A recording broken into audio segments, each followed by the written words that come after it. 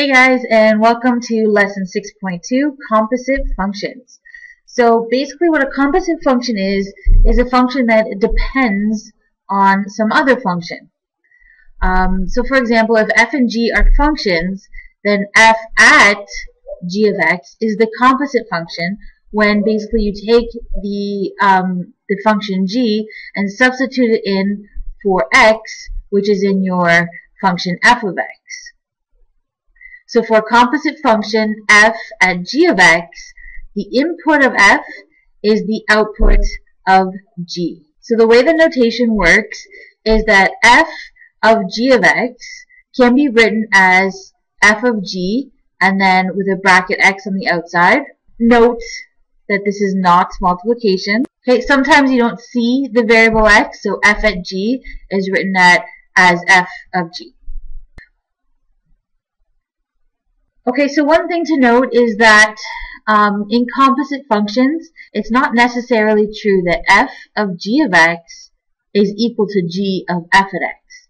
So order is very important when we're dealing with composite functions. So we'll do a few examples that may illustrate that. So we'll start with example 1 here.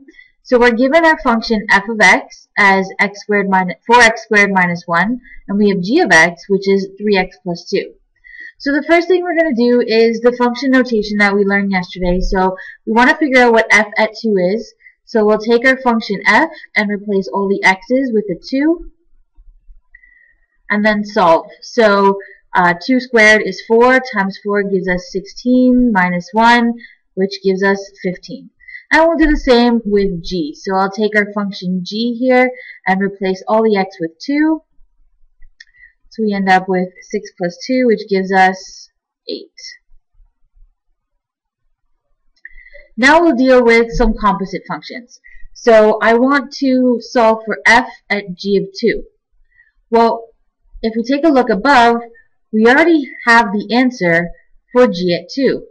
So in essence, this question is really take our function f and replace it with the output of g at 2, which is 8. So this function becomes, or this question becomes f at 8. So then we'll take our function f, which is 4x squared minus 1, and replace all the x's with 8. So 8 squared is 64, times 4 minus 1 will give us 255. Now we'll do the same thing for question D. So it's g at f at 2. So we'll work on the inside first, f at 2, which we've already done in part A. And so the question now becomes g evaluated at 15. So we'll take our equation g, which is 3x plus 2, and replace the x with 15. So we end up with an answer of 47.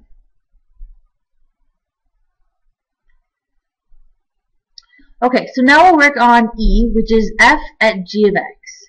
So basically we're going to take our function f and replace all of our x's with the function g. So the function g was 3x plus 2. So I'm going to take my function f and replace all my x's with that. So 4 times x squared minus 1. So in this case, we're going to expand the 3x plus 2 squared. So that becomes 9x squared plus 12x plus 4. We'll distribute the 4 inside. Gives us 36x squared plus 48x plus 16 minus 1. And so to finish this off would be 36x squared plus 48 and then plus 15.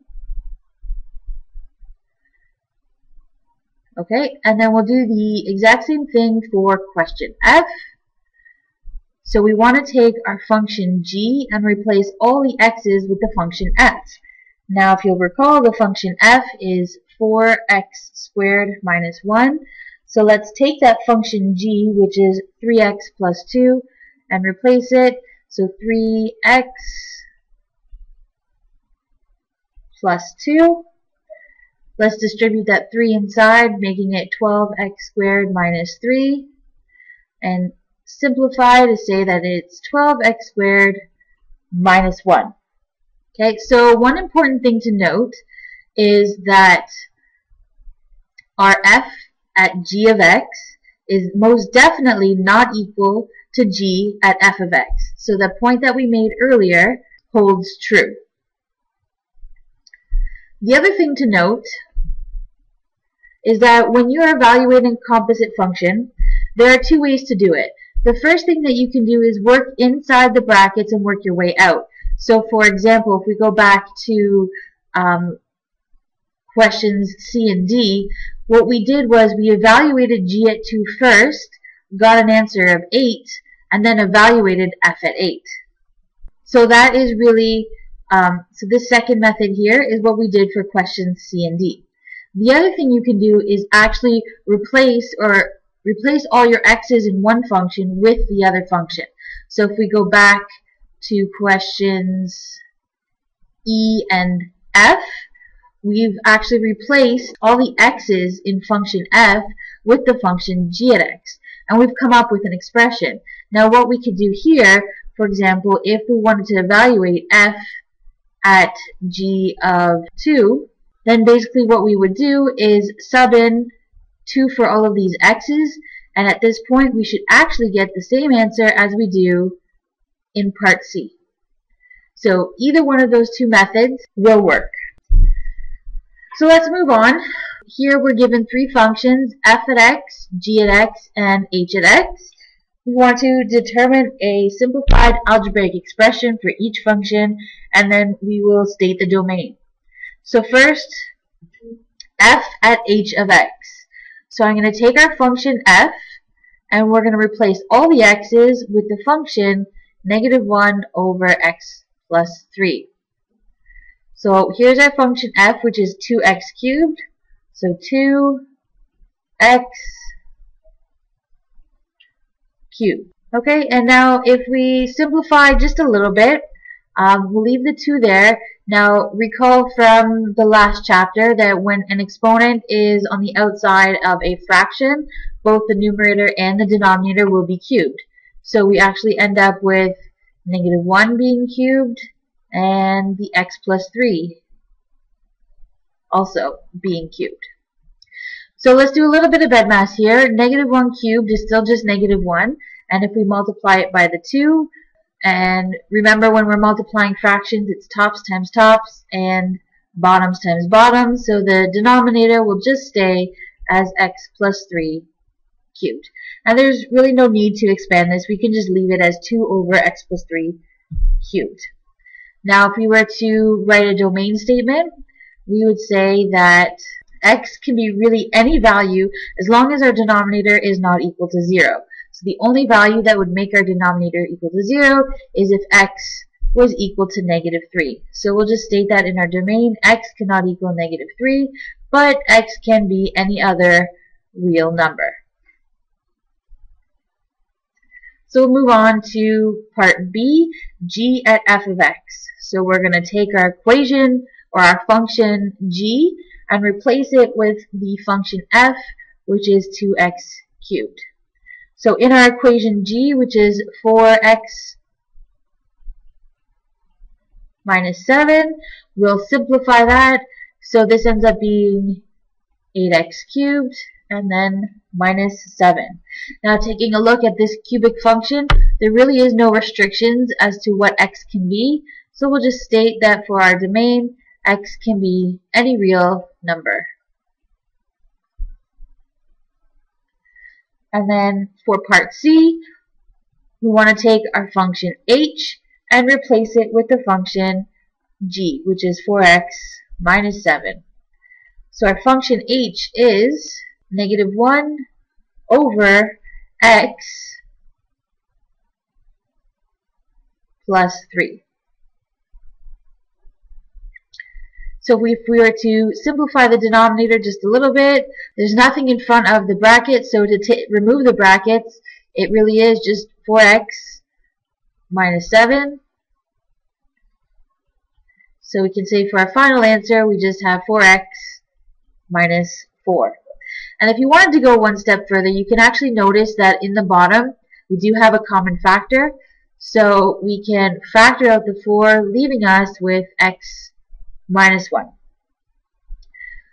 So again, for our domain statement, because we have a fraction, we don't want the denominator to equal 0.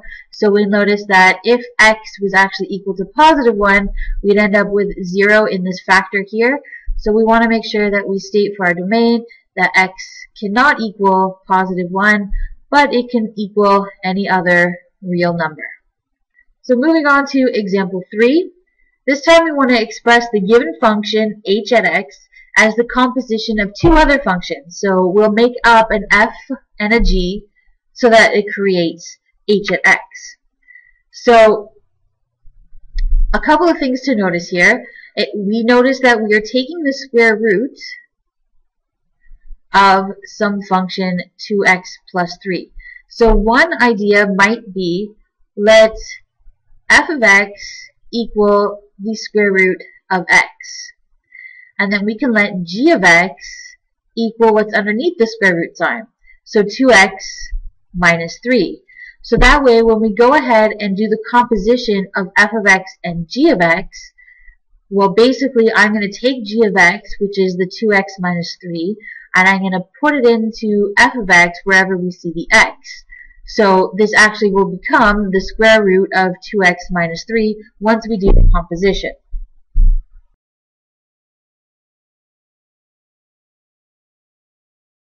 Okay, so let's move on to part B. And again, so I noticed that there is kind of a function within a function.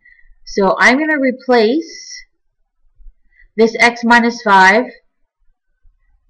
with an x. So my first function, f of x, is going to look like 4x squared plus 9. And then I'll let the g of x equal what's inside the bracket, x minus 5. So that when we go ahead and do the replacement, actually ends up being h of x. A little bit different than before. So this time we're given f of x, and we want to find g of x. So that way, once we do the composition of f at g of x, we actually end up with this function here. So a couple of things. Instead of writing f of x all the time, I'm just going to say let f equal x squared minus 8. And instead of writing g of x all the time, we're just going to call it g. And so there are a couple of things that we know. We know that f at g is given to us. It's x squared plus 2x minus 7. We also know that if we took function f and subbed in our g that we're going to create, well, that's really just a composition. So what we would do, based on what we've done in past examples, is take our function f, which is x squared minus 8, and replace it, all the x's, with g. So this would be g, whatever it happens to be, squared minus 8. So I took our function f here and replaced all of the x's with the equation g, or the function g, that we're going to create in a second. So we just called it g squared minus 8. Alright, so since both of these expressions actually equal f at g, let's set them equal to each other. So g squared minus 8 is equal to x squared plus 2x minus 7. So basically our goal here is to solve for that function g. So the first thing I'll do is move that negative 8 to the other side. So x squared plus 2x, so minus 7 and then plus 8 gives us plus 1. And now we want to isolate g. So really we want to take the square roots of both sides. But before we'll do that, I noticed that on the right side here we actually have a perfect square trinomial. So if we went ahead and factored x squared plus 2x plus 1, we actually do end up with x plus 1 all squared, which is very convenient because now when we go ahead and take the square root of both sides, and again, don't forget the plus minus, we actually have isolated for the function g that we wanted to create, which is the plus or minus of x plus 1. So we have two possible answers here. G could be x plus 1, or G could be negative x plus 1. And we can actually double check our answers here. So first we'll check f at g of x when g of x equals this x plus 1.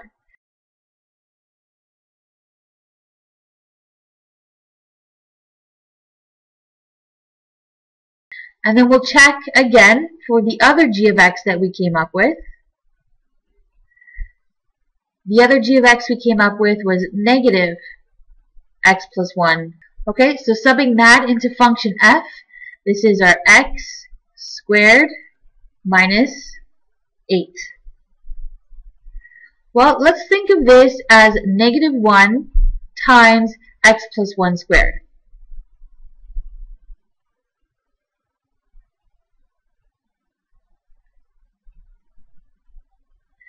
And if you'll remember from last unit, when you have two terms that are being multiplied, the squared is actually applied to both of them. So this actually ends up being negative 1 squared times x plus 1 squared. We know that negative 1 squared is actually just 1, so really we're just left with x plus 1 squared minus 8, and from above we actually already calculated that.